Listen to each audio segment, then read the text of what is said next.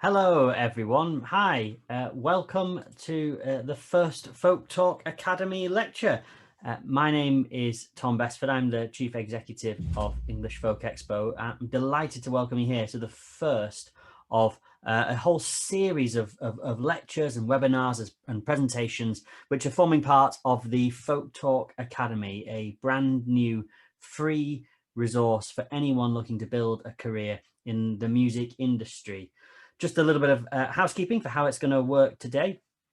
We are recording the conversation today. We're recording the lecture today, which should last about 40 minutes there or thereabouts, with then time for some Q&A, some questions at the end. So there is a Q&A function at the bottom of the screen. And please feel free to put any questions into there, and we'll get around to answering as many as we can later on. Closed captions are available. There's a button at the bottom which says CC or there, and you can click that. I'll also be posting a link to a page of fully adjustable captions as well to make this more accessible if you're struggling with the closed captions on the Zoom platform. As mentioned, this will be recorded and in a few days' time we'll be uploading it to the Folk Talk Academy Lecture Centre page. So you'll be able to watch this again, or if you thought it was particularly fantastic, which I'm sure it will be, you can share it with your friends and colleagues. Please do have a look at folktalkacademy.com at the whole range of lectures and sessions and all kinds of stuff that's up there for you. But without further ado, I'm going to introduce today's speaker, Phil Simpson from Near Field Artists. Phil, do you want to unmute yourself and turn on your camera? There you go. There you go. Hello. Yep, absolutely perfect. Glorious. Right. Well, I am going to turn off my camera and hand over to you, Phil. Best of luck, and we'll see you at the end. Thanks so much, Tom. Yeah, very happy to be part of this. I think it's fantastic work that Tom, Terry, David, the team are all doing here. So thanks for having me and for being the first, which is slightly nerve-wracking, and there's lots of familiar faces in here. So it's nice to see you all as well. I'm just going to try and share my old screen here. I've got a bit of a PowerPoint presentation to talk through. So hello, everyone. Thanks for being here. I'm just going to talk you through, this is from my perspective really, of how I would go about booking and routing a tour. It's quite detailed, and I'll try not to rush through it in a nervous fashion, but there's lots of time for questions at the end if there's anything I haven't covered, or if there's anything you'd like me to exemplify further. Just a little note about the Union Jack. That's just a reminder that it's, of course, a UK thing I'm talking about here from my perspective. Yeah, as per guidance from our fearless leaders, there'll be a Union Jack on every page, of course. So let's get started, shall we? So I've been an agent for 12 years now, and this is just some of the tours that I've booked. Yeah, what I don't know about touring there isn't worth knowing, but that's a joke.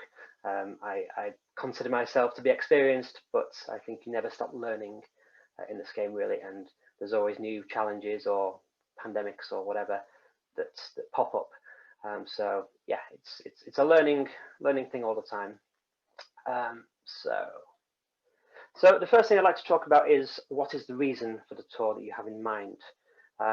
In my experience, it's easier to sell the tour as a prospect to not only promoters and venues, but to also the general public, if there is a bit of an angle behind it. You know, it could be you've got a new record coming out and you want a bit of focus around that.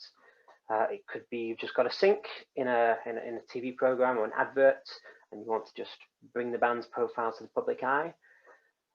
It could be a follow-up from a particularly busy festival season or a big festival gig. I think it could be part 2 of a tour you've already done, maybe.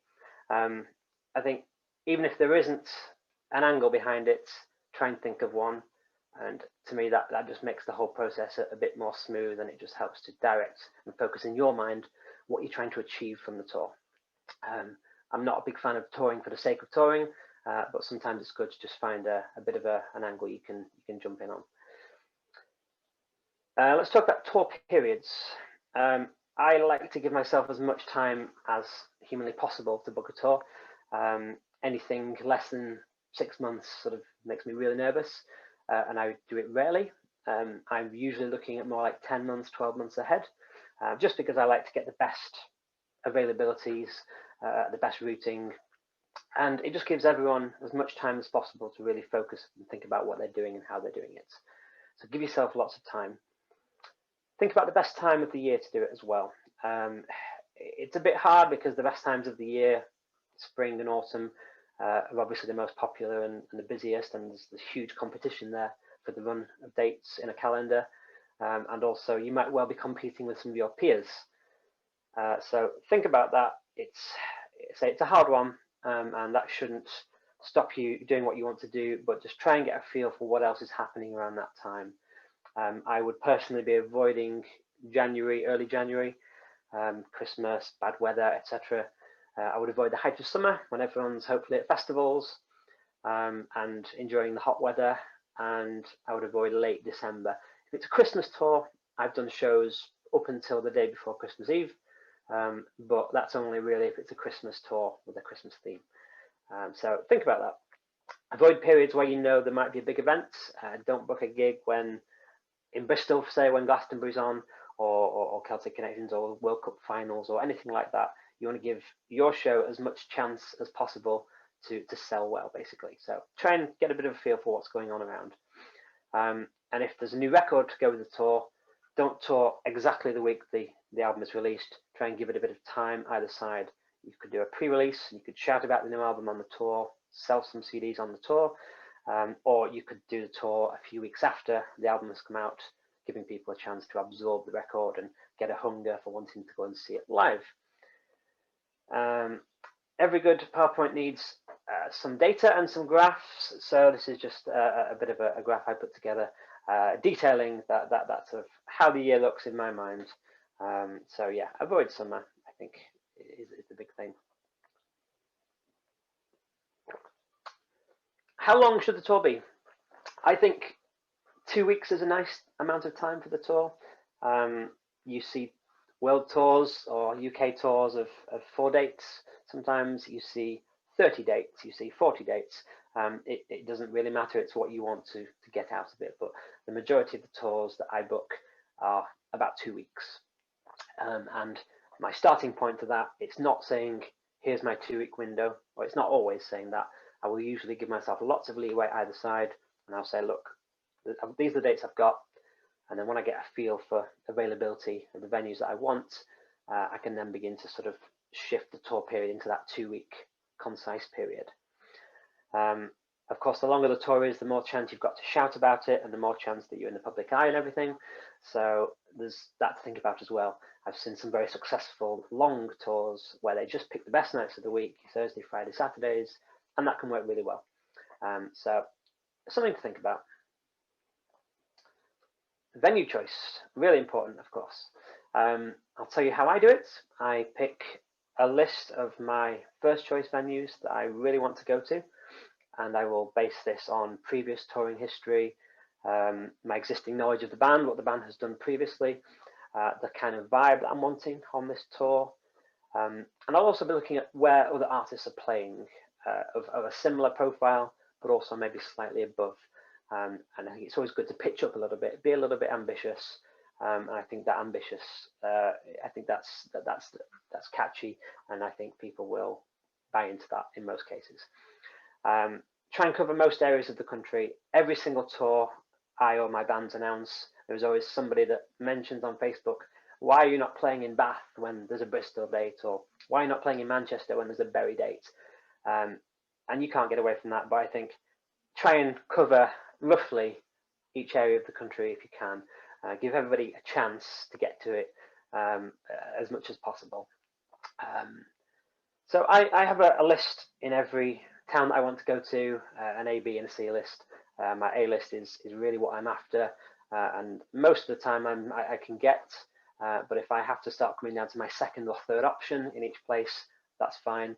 But I think it's important to identify that so that you can act quickly if your A-list venue or your B-list venue in the area that you want isn't available. So think about that. Think about capacities. I tend to prefer going small in the hope that we can get a sellout rather than a big venue that's half full. If you can undersatisfy the demand, if people can miss out, in theory, they'll be first in line for a ticket next time. And think about, aside from the general vibe of the venue, think about the vibe of the show. Do you want a dance show? Do you want a standing show? Do you want a seated theatre? And make sure you're talking about that with the venue or promoter. In my early days of being an agent, I had some hairy moments where there were 120 chairs set out for a standing show, and vice versa. Have the conversation. The pitch, this is how I go about my pitching. I would start with an introduction to yourself, who you are and who you're representing, your band, what your music is. A bit of a light sell, I think. I think a good pitch has these three parts. So an introduction, a bit of data, I think, is really good. If you can sell what you're selling without you having to sell it, I think that's a really good thing. So if you can pull up any Spotify data, any Facebook comments that are piling up asking for a show in Manchester, or evidence of a main stage festival appearance in the next town to where you're proposing the show, that's really good. So get as much data, hard facts as you can, to impress the venue or promoter that you're a viable act to perform. And I think each pitch needs a human touch. I'm not a fan of a blanket email round. I rarely do that. Take the time to know who you're writing to, make sure you have their right details. Say it was great to hear their folk talk in May of 2021 and how much they learned from it. I think have that human connection. You know, this world particularly is a very friendly world, and I think most people deal with people they like to deal with and they feel good about. So let's keep it human, I think. Don't take no response for a no, which I see a lot. And as an agent, I don't get responses from people. Sometimes I have to send the email again and say, hey, just wondered if you had any thoughts on this. If it gets really serious after the second email and I've still had nothing, I might just give them a call. And more often than not, oh, sorry, I was really busy. I didn't see it. It went into spam, whatever. If you've not heard anything, I think it's worth just a couple more attempts. You know, don't go sending 10 or 15 emails to them, but make it obvious that you're really keen for this show and have conviction in what you're selling. Any venues that can't fit you into the run, your 3 week window, remind them that you're also booking a tour for next year or next autumn. Even if you've just made that up on the hoof, get that date in. If they're keen, don't say no. Let's think about going forwards and try and leave some business on the table. So that's all good. I hope my speed is okay here. I hope I'm not mumbling through this at the speed of light. Some terminology here. Avails, pencils, holds, and challenges. Some of these will be very obvious, some might not be so much. So I'm asking for availability in the venue calendar. Avails, as the cool kids call it. Send me your avails, that kind of thing. I would never say that. But if you see the word avails, that's what it means. We pencil or we hold dates, usually before we confirm them. Sometimes we confirm them straight out, but I tend to, can I pencil a couple of dates? Can I hold those 2 dates kind of thing? While you get the routing, while you get the shape of the tour together. P1, P2, P3, which confused me the first time I saw it. The P stands for pencil, so it's not that challenging really, but if you see it as P1, P2, P3, P4, P5, that kind of thing, it can get a bit stressful sometimes. That's somebody that has got a pencil ahead of you. So you're second or third or fourth in the queue. If you're on P1, you've got the first pencil, you've got the first dib of dates, and P1 is really where you want to be. Challenges are very useful, also very annoying.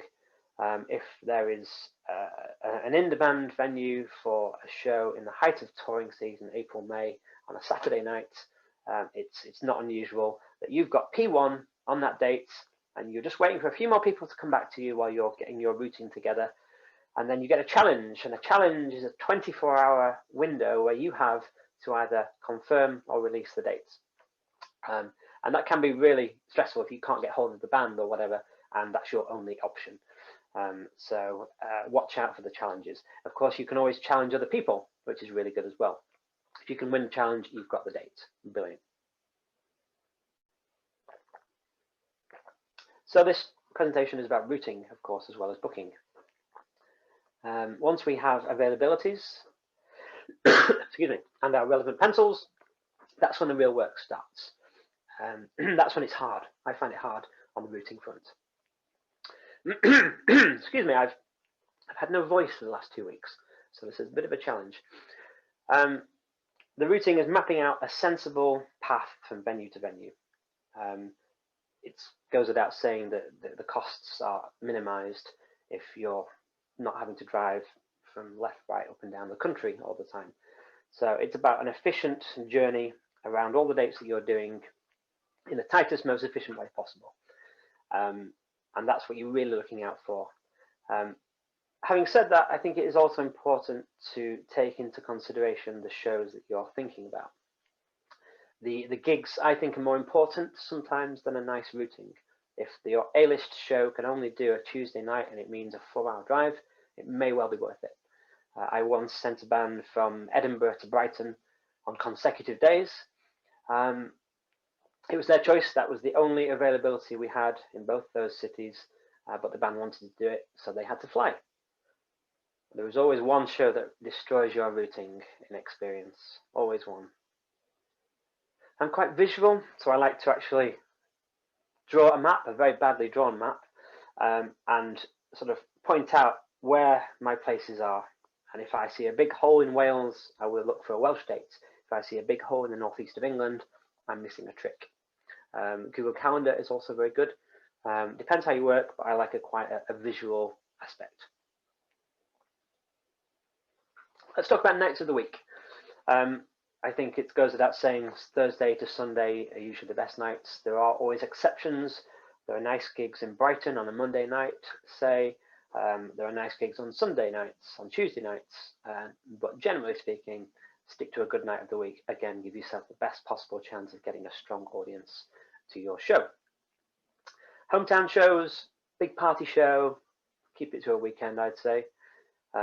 London sort of is the opposite to that, and if you want your PR folks out and your pluggers and your DJs, you're better playing a weekday, weeknight, because they work and they don't go to shows at weekends. Scotland, in my experience, like a weekend as well, and it helps with routing. If you can get a show in Glasgow on a Saturday, it gives you a good 3 nights of the week to sort of get up or get down. Avoid bank holidays and Mondays if possible. They can be a challenge. I hope everyone's okay. So when you're happy with the routing, and providing you haven't had a challenge, get confirming quickly, because a challenge may be just around the corner. Make sure you actually put it in writing to each of the venues. We would like to confirm this show, please, and get a response from them so you know it's confirmed. Watch out for the ticket prices across the tour. If you've not had that conversation, have it now. They really should be within a range on a tour. You don't want one show at a tenner and one show at 20 quid. See how it looks from the outside. Think about that. I would advise getting all your deals arrangements in writing, ideally with a proper contract, but writing is good. Don't just rely on word of mouth or a phone call. Have the chats, put it in writing. Always have something that you can refer back to. And likewise, talk about any pianos needed, or any accommodation needed, or any Smarties or anything like that on the rider that might be surprising or expensive to them. You don't want a surprise there. And also let the promoter know about the on-sale plan. That is a really good time to do that. Don't announce your shows in dribs and drabs. You really want to announce the show as one whole unit. Bang, it looks amazing. And I think, especially with the bigger promoters, it will impress them if you've got in your mind, I will advise you about the on-sale plan. It looks like you know what you're doing. So think about that. Quick note about supports. This slide probably should have been before that one, but if not, it doesn't matter. Some people like a local support act, some people like to take some on the road with them, but your leverage in your negotiations of that will ultimately be based on how many tickets you can sell as a band. If you've never played in Leicester or Worcester before, the local promoter may well want a local artist on the bill just to give it a bit of local connection. And for acts that haven't played these places before, I think it's about keeping the relationships with the promoters and the venues sweet. You want to go out of your way to make it as easy as possible for them to sell the show and give you a good night. So remain open to a local support act.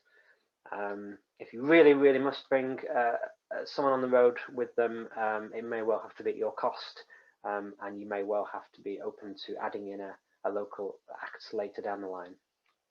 But have the conversation. Make sure you know who's paying for it. I've got a bit of a pet hate with supports in that I don't think there should be a support act and then a 45-minute set and then an interval and then a 45-minute set. I think if you have a support act, the headline act should do one set of just over an hour plus encore. To me, it's too much music, and I've been to many gigs where I've been looking at my watch after the interval and realizing that I've still got probably best part of an hour of the show to go. Leave people wanting more. But again, that's a conversation to have in the booking process. So the on sale, I mentioned earlier, really want to announce the tour as one big run rather than letting each venue announce shows whenever they want. Try and coordinate it into one timed announcement. And the way to do that is pick a date well far in advance, well far, maybe 2 or 3 weeks. Give everyone as much time as possible and make sure they have the notice to be able to set everything up that they need. You could have an announcement and an on sale, which happens at the same time, or you could have an announcement and then an on sale. So you might announce the show or the tour on a Monday and go on sale on the Friday. You may well just announce everything on the Monday and go on sale on the Monday. It's up to you. Some people like that double shot at shouting about the tour. Consider an allocation to other ticket outlets or have the conversation with the promoter. If you've got good links with a vinyl shop just down the road in a particular town, tell them, let's get an allocation of tickets in the shop. That culture is a very strong one, and it could well help sales. Think about Musical.ly as well, where artists can sell directly to their fans. It's very easy to do, but you want to give people the best chance, the easiest opportunities, as many opportunities as possible to buy tickets for your show. One more note about on sale bits. If you just write to them and say, we want to go on sale on this date, here's all the stuff, you might get 3 that go on sale on that date. In my experience, it's really hard to get all the venues to go on sale at the same time. So it's a process of going to them, sometimes individually, and just saying, hey, did you get this email? Are you okay with the announcement plan? Is there anything you need? And you can send another reminder, and I often do, the day before, just a reminder, we're going on sale, we're announcing this tour tomorrow, this is your one shot at making a massive noise, please get involved with the band, shout about it. And still often there's 1 or 2 that just haven't got the message. It beggars belief, but anyway. And of course, on the announcement date, make the biggest noise you can on social media. Tag all the venues, get retweets going. You want to really get yourself as close as you can to trending on Twitter on your announcement date. Quick diversions into a few different areas here. PR is something that's really important, I think. Just like when you're releasing a record, you want everyone to know about the record. When you're doing a tour, you want as many people to know about the tour as possible. There are lots of very reasonable, very good publicists out there who can work on a regional basis, or they can work on a national basis. They can do magazines and blogs, or they can do radio, or they can do TV, or they can do everything. To me, it's money well spent. If you can cover the cost of them with just a handful of tickets in each town, you're really going to maximize your visibility. And of course, these relationships with promoters and venues, these are long-term relationships. You want to look like you know what you're doing, you're serious about what you do, you're investing in what you do. I've just engaged a publicist to work on this tour with me. Here are their details, they'll be in touch. And that looks really good, I think. Think about adverts in magazines. Some of those Guardians are expensive, but you get a bit of a wow factor there. Think about blogs. I think there's a lot of free stuff that can be done with blogs. Really, in terms of PR, editorial is better than buying adverts, but a combination of the two. To me, anything extra you can do to help the promoter is a good thing, and it will really improve your chances of getting a rebooking. There's a good phrase in agent land that it's the agent's responsibility to get the show, and it's the artist's responsibility to get rebooked, kind of thing. So it's a team effort. It's like, how can we work together here to sell this tour as much as possible? If you've got any podcasts that you know of, any local podcasts, what's on Beverly kind of thing, or what's on London, any YouTube channels, generally any favors that you can pull in, now is the time to pull them in. Send them the tour list, ask them to retweet it, ask them to talk about it, go and do an interview on their podcast, get people talking about it. And I think there's a lot that artists can do, even if they can't afford to engage a publicist or whatever. Many of my artists have great success in just firing out a few well-tailored emails in advance of the tour, and they might get a couple of write-ups in some big local newspapers. It's really good. Another diversion, but part of the same thing in my book, is about logistics, because you want to be thinking about your tour as a whole unit, and all these pieces are moving at the same time. So logistics is a big thing. It might well have a say on the routing of the tour, for instance. It might have a say in which sound engineer you're bringing along with you. So think about this in advance. Think about how you're going to travel. If it's a band, it may be cheaper just to travel in one car or a van, or you could do the Martin Carthy route and go by public transport, which is amazing. The amount of times I bumped into him at York Railway Station with his guitar on his back is fantastic. Organise any of your tech, your key people. Make sure you've got their diary booked out for your tour a long way in advance. The more time they have, the more time you can talk about tech. My whole approach to this is, don't do things at the last minute, because that's where things go wrong. So get your publicist engaged a long way in advance, get your sound engineer engaged a long way in advance, and then life is easier. Merchandise, again, you don't want to be rushing at the last minute to print your t-shirts. Maybe you're going to do a t-shirt with all the tour list on the back. I've never quite had that yet, I don't think, but maybe one day. Again, this is part of the wider conversation. When is the tour booked? How long do the t-shirts get to be printed? Think about it earlier rather than scrambling for a deadline nearer the time. A big tip is to create a spreadsheet for the tour while you're on the tour, to be filled in while you're on the tour, and to be completed after the tour. And this is just a big everything in one place: your promoter details, your arrival times, your venue addresses, crucially your ticket sales, and the end results of the ticket sales. If as an agent, if a band can provide me with, here was our last tour, here's all the numbers that we did, here's the fee that we got in the end, we broke guarantee on 9 out of 10 of these shows, you can see how much by. That is great negotiating leverage for next time, or indeed a show in the next town. I think that's really useful, and it will be useful. So make yourself a tour spreadsheet, fill it with as much detail as you can, and you'll find yourself looking at it, I think, quite a lot on the tour, but also after the tour. I'm a big fan of not only thinking ahead of what we're doing currently on this tour, but I'm also thinking what the next tour might start to look like. And I know that if I booked a Bristol date on this tour, I might well do a Bath date on the next tour.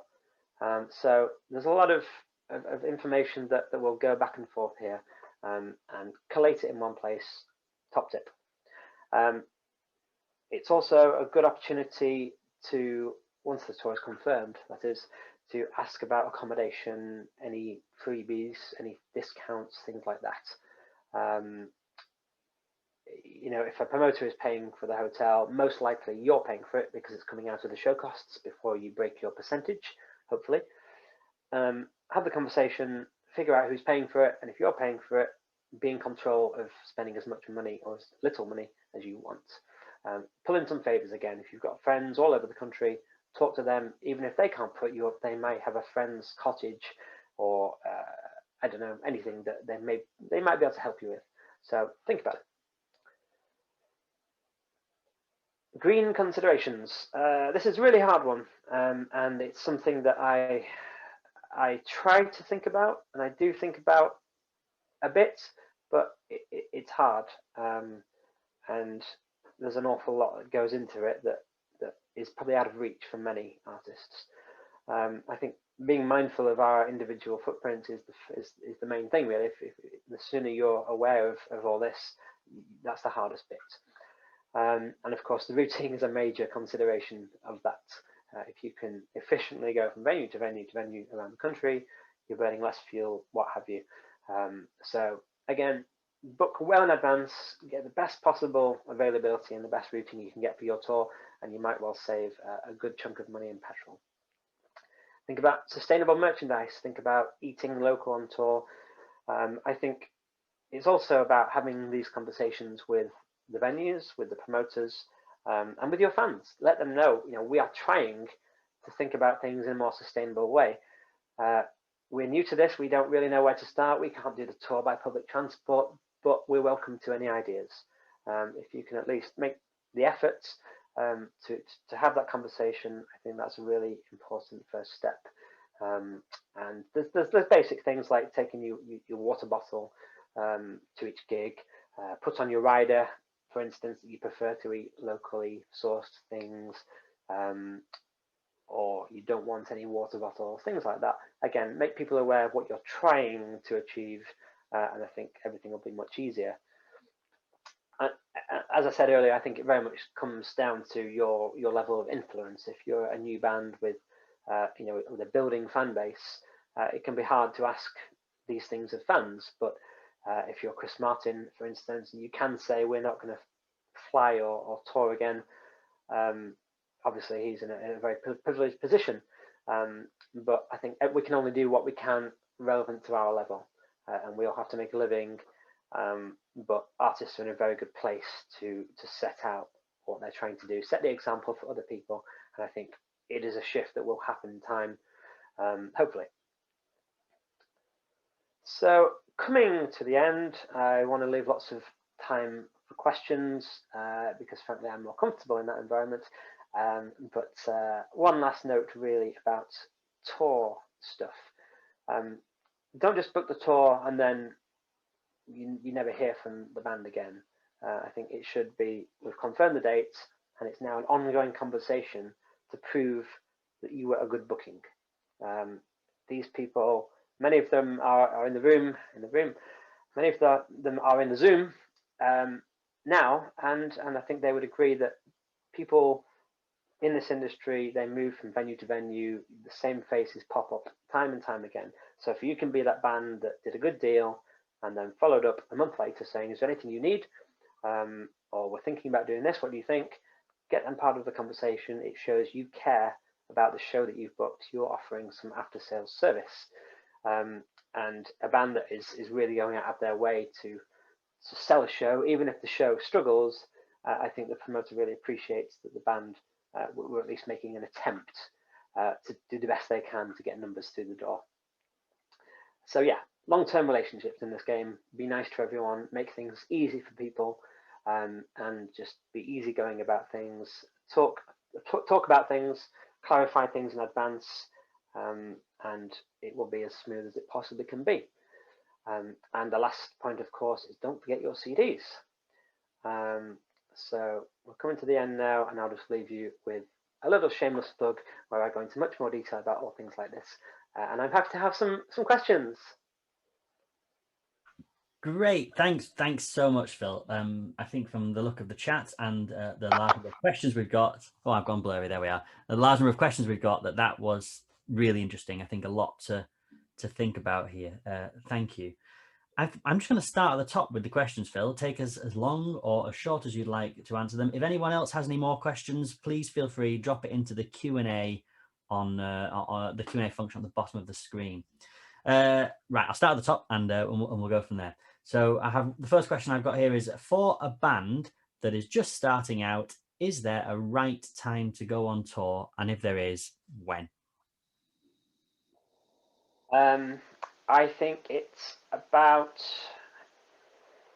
I think there's more to it than that. I think it's again, why are you going on tour? What you're trying to achieve? Are you just trying to get some coverage? Are you just trying to play anywhere and everywhere? In which case, maybe there isn't an ideal time. I would go back to making it as easy as possible for everybody, including your audience. So book a long way in advance, get the best nights of the week, get the best venues. Look at where people are playing. I will always say you're better destroying your whole routing by having the venue that is the one to do in that particular town for your music. That's where your people will be. That's where you'll find your community. Your A, B, your C list, that kind of thing. Try not to get to the B list.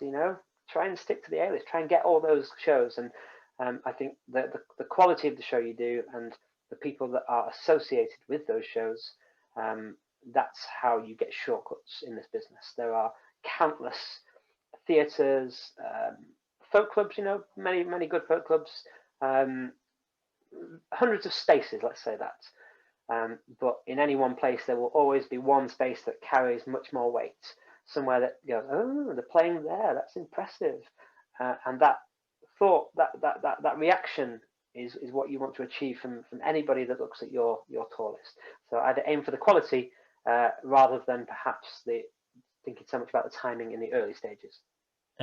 Great, thanks for the link to that. There's a question further down the lot here which touches on that maybe I could pick your brains a bit further on. You talked about your A priority venues and B priority venues. What makes a priority venue for you when booking a tour? Is it the relationship you have with the venue? Is it the credibility? Is it the capacity? What makes a priority venue for you? Well, in our world, in the folk world, there are venues that crop up time and time again.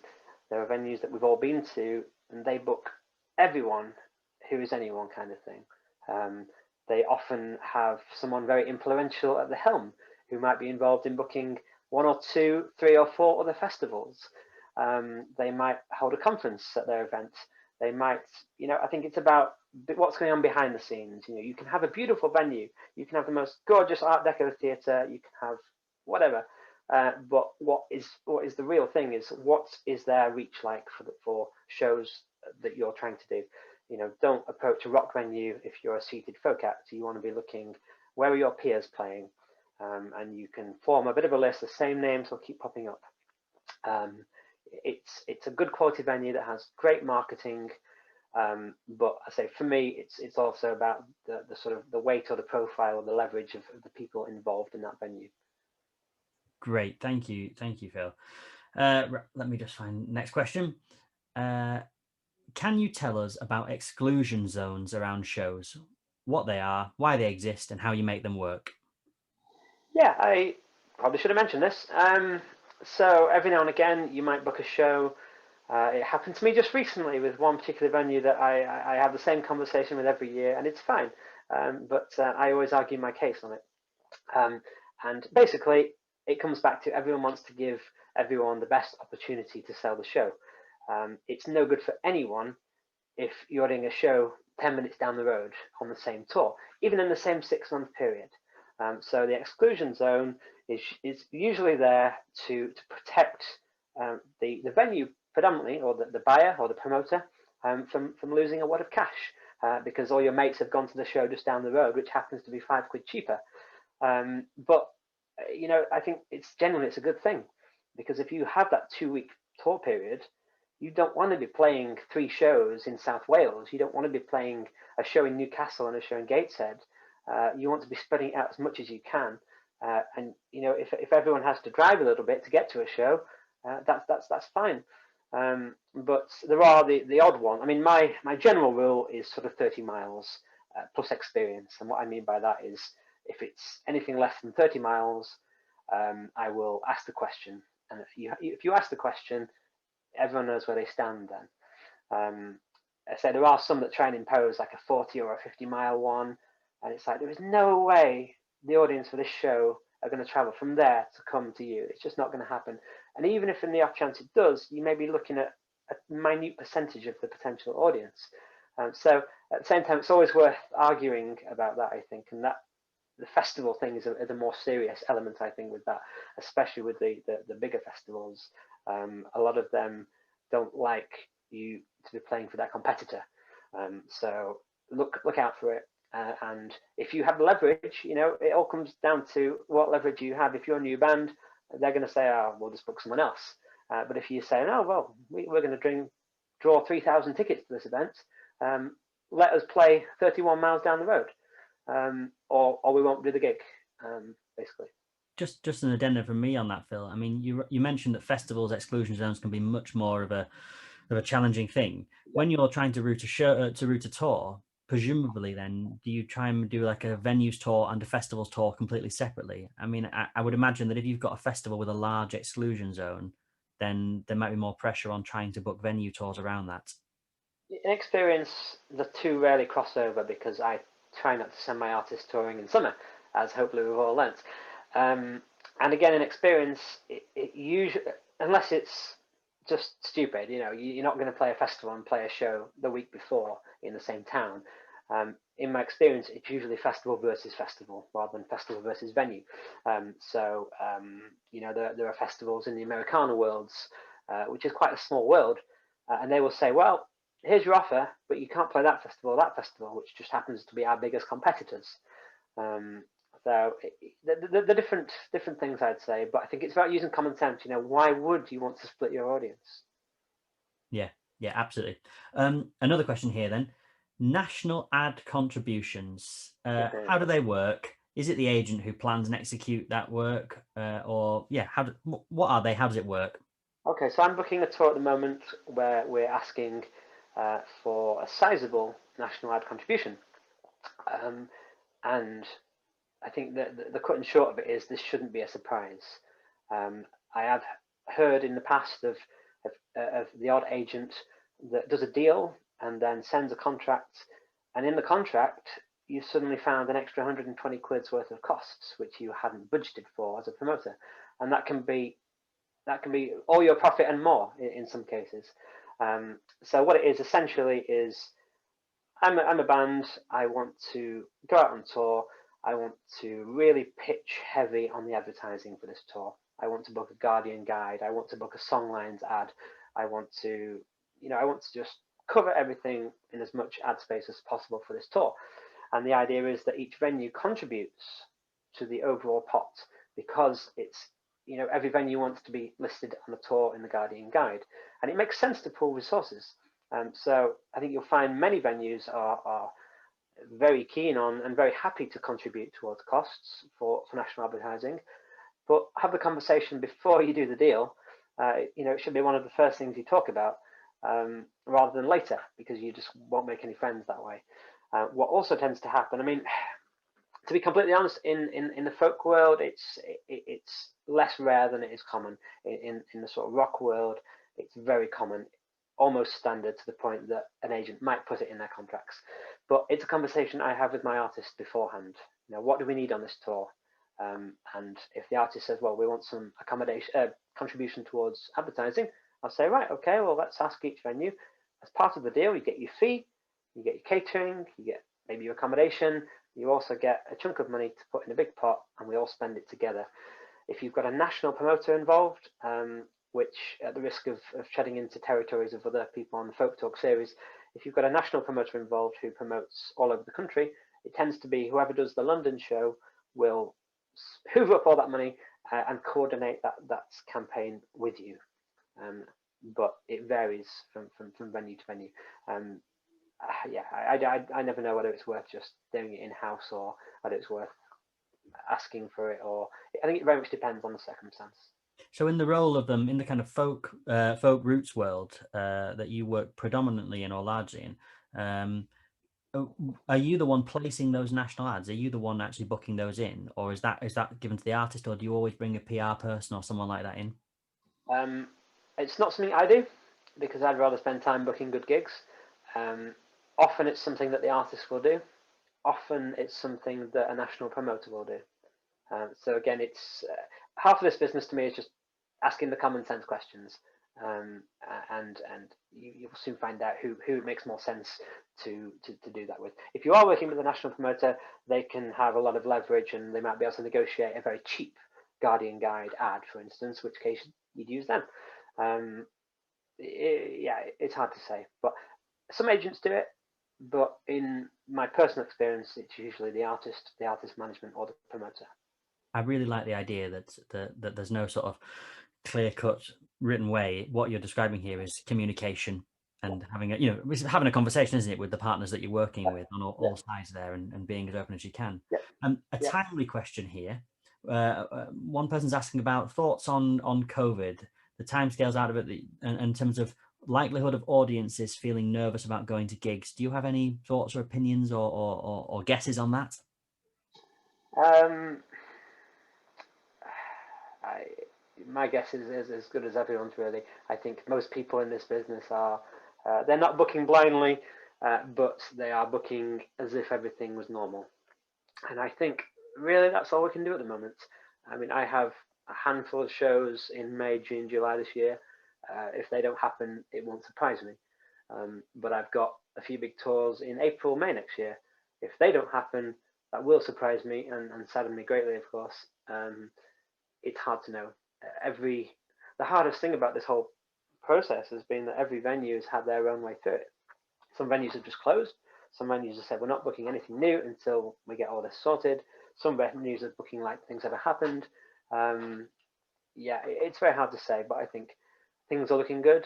I think we've seen the demand is huge, especially with the good weather coming in. I think we'll see lots of pop-up venues, and everything is turned on its head. I would have never dreamt of announcing a show with 3 weeks notice before, ever, but now I could do it and it would be fine. Nothing is normal, and I think that also relates to artists. I don't think artists can necessarily go back to where they were at the start of all this. I think, to me, the sensible option would be a bit of an underplay in capacity, remind people who you are, remind people that you can sell tickets, and then jump bigger next time. I think, yeah, it's just turned everything on its head, and it's very difficult to plan for, and that's all we can do, really. We just have to ride it. I think one of the things that has surprised me working with a number of agents is to see how hard agents have worked during this period of not doing gigs, where you're rerouting a tour 2, 3, 4 times, and every time you're doing that, that's the whole amount of work all over again. But of course, your cut of that, your pay, it doesn't come in until the tour is actually delivered. So Yeah. I think a massive shout out to all those agents who've been working really hard, incredibly hard over the And past. it's the same for sound engineers, promoters. Anybody that relies on the gig happening, they've really suffered. Of course, artists have had it really bad. But I've always said, as an agent, don't rely on touring as your main income source. It should be a part of a bigger, more diverse business model. Yeah. And the artists that I think have developed those other parts of their business are the ones that have managed to get through this relatively unscathed. They've got merch, they've got publishing, they've got all sorts of other dribs and drabs. They've got fans, they've got assets, and we don't. That's why it's been hard. It's an ecosystem, isn't it? It sure is. Another question here. One person asking about small venues, 40 to 80 seater venues. So we know there's loads of those kind of spaces around, but they're often quite difficult to find. How do you track down a new venue of that kind of capacity? Is there a list anywhere? How do you find out about them? I tend to ask my good friend at Google.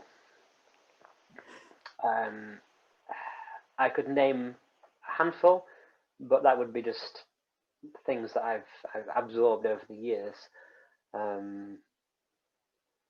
There are lots of really nice theatres dotted around the country. I think is it the Seagull in Suffolk, or Lowestoft maybe, or the Penguin or something. I can't remember what it's called. There's also, I used to put some shows on up in Cumbria, and we used to have a 50-seat beautiful theatre called the Roundhouse. But they're a bit of a rarity, and things like that are really good when your band is established and you can just put a show on sale and it'll just sell out like that. But to me, you're always better doing the venues that are on people's radar, the venues that people are used to going to, the venues that they know there's a bar, they know they can park, they know the seats are comfy. Make things as easy as possible. Yeah, absolutely. And inevitably, there's a couple of questions here about artists who are just sort of starting out. Maybe they're trying to sort themselves out on their first tour. Maybe they've got their first album. How do you think, is there any advice you can give to those emerging artists, those musicians beginning their first tour, to when they're making approaches to venues, to make them appealing for a venue to be interested in them? What's the kind of thing do they want? Is it going to be high quality live videos, a great press quote? Is it social media numbers? What advice do you have for trying to persuade a venue, you know what, give this artist a chance on this kind of a show? Yeah, it is hard, and I think it comes down to how well can you sell what you're trying to sell. But a big thing for me, excuse me, is the data. If you can demonstrate there are other people saying you're good, that is the best. You know, that's the best tool that you can use to sell it. Anybody can say our band's fantastic, we're going to sell 300 tickets for you. But if you can say, well, we played the main stage at Cambridge Folk Festival, or we sold out the Met at Bury, or we were played on the folk show last night, you know, all these things are, it's not you saying it, it's evidence that other people are liking what you're doing and are taking a punt. And I think it's infectious. If people start to take a punt on things, you know, that there's usually more to it than that, and there's usually a bit of substance behind it. I think it comes back to, you know, do your research, look at the sort of the really influential people in this world. Look at the people involved in the conference that you folks run so well. Look at the people that go to that. You know, you could walk around that whole conference, and every conversation you have is most likely somebody that can help you with your career. And I'm a big fan of asking, or at least making people aware of what you're trying to achieve, because people like to help one another, I think. And if you approach in the right way, in a you know, a respectful way, and a way that is done at the right time, I think that's another big thing. It's about getting the timing right, and knowing, am I asking for the show too soon? Should I ask for a support slot maybe first? But you know, networking is a big thing, and the more people you can sort of get to kind of know, conversation will be happening on your behalf, and that's where the magic really happens. I think you and I have discussed this a few times before about how generous people are with their time in this part of the music industry. And so I think that's exactly a key moment. Networking can seem like a difficult word, and there's actually some talks in the Folk Talk Academy program coming up specifically about this, how you make those contacts, how you do those networks, how you approach industry events. But I think you're exactly right. Having open conversations with people is a really great way to work out what level you're at, and how to make those approaches. A couple more questions. There's a few questions in here about marketing. Now, obviously, you're the agent booking the show, and the promoter booking the show, and the promoter is leading on promoting the show. But there's a conversation that happens regularly. What happens if a show, from your point of view, from a booking agent's point of view, what happens if a show isn't on target for the sales that you're all hoping to achieve? To tell you the truth, it's mighty difficult. If you've put yourself out there, you've done everything you can. It's a Saturday night. There's nothing else going on in town that night. Sometimes it just happens. Sometimes there are no reasons behind it. And I think in most cases, as long as both parties can step back and say, well, we did this, we did this, we did that, we went above and beyond to try and make this work. For whatever reason, it hasn't worked. I don't think there's any hard feeling there. It gets really sticky if, oh, well, we didn't get the posters, or we didn't see one single mention of the show on social media. And that works both ways, by the way. You know, some venues, the odd one you come across, their marketing team is less than capable. And it's frustrating. It's really frustrating. But again, to not warrant laboring the point enough, you play in the right places, the places that are involved in this scene, the places that are presenting this kind of music. You're tapping into a proportion of their draw who are likely to take a punt.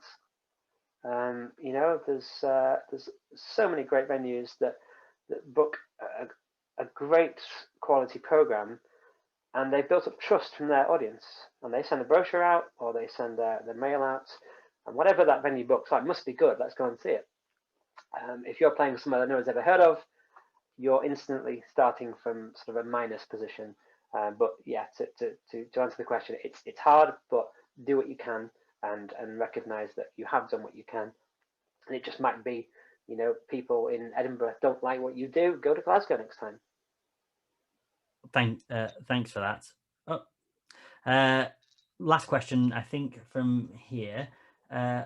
Finally, how long should you leave it till you return to a venue? If you've booked an artist on a tour, when are you touring again next? I mean, I know it's different for every artist, but what's your general rules on this? Most of the artists that I work with wouldn't go back to the same venue in the same year. But there are exceptions to that. You might go, Sarah in the chat has mentioned about theatres having a smaller space, a studio space. That could be an example. You might go and play the Met Studio in Bury. It might sell out just like that. So therefore, you jump on it and you book a show, I don't know, 4, 5, 6 months down the line, probably 6 months down the line in the main room, and you build that way while it's hot, kind of thing. You don't want to be playing the same venues time and time again. You don't want to be predictable, I think. And if you're doing the same tour year in, year out, in the same venues, I think you're standing still. I think, look at, imagine if you've thought about doing 3 tours. On your first tour, I'm going to play Bristol. That's my big album launch tour. It's a big city. That's the big one. I'm going to play Bristol. Next tour, well, I can't do Bristol again, so I'll do Bath. Next tour, let's go into rural Somerset or South Wales, maybe. There are more than one option in areas of the country that are far enough apart and more than enough gigs. And I think if you can get to a place where you're due a visit, that's a really strong position to be in, I think. Great. Phil, thanks for that. There's a few more questions here, but I don't think we've quite got time for any more. So it just sort of leaves me to say thank you for giving your time today, Phil Simpson from Nearfield Artists, and also punting your book. Do you want to give it another have a look, another say? I'm not sure how I can do it, but I released a book in lockdown. It's called The Booking Agent's Book of Secrets for Touring Musicians, and it's available in all good bookstores. It's a great read as well. Thank you to everyone for attending the panel today. We have recorded this, and in a few days' time, it'll be up on folktalkacademy.com for anyone to watch again, go through with a fine-tooth comb any of the gems of wisdom that Phil shared with us today. Thank you for all being part of it as well, by the way, folks. It's nice to see some friendly faces and some agents who may well know better than me in here. But yeah, thanks Tom and Terry and the team. I think this is really good work that you're doing, and I think knowledge is power, right? Absolutely right. Thanks, Phil. See you soon. See you soon.